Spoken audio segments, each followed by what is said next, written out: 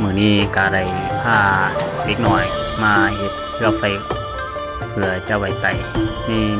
มื้อออกพรรษามื้ออื่นเนาะวันที่7ตุลา2025อันนี้ก็เลยเตรียมฝังหลักเพื่อจะเฮ็ดเป็นเสาเรือขุดหลักซอยกันเตรียมตัด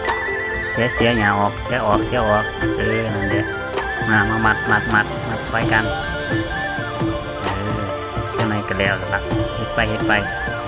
มือนี่ออกพรรษาได้มื้ออื่นนี่มาเด้อมาใส่บาตรเด้อมาใส่บาตรมาไต่เรือไฟนำกันเด้อ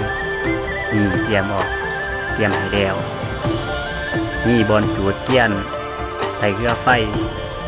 มีบอนส้ม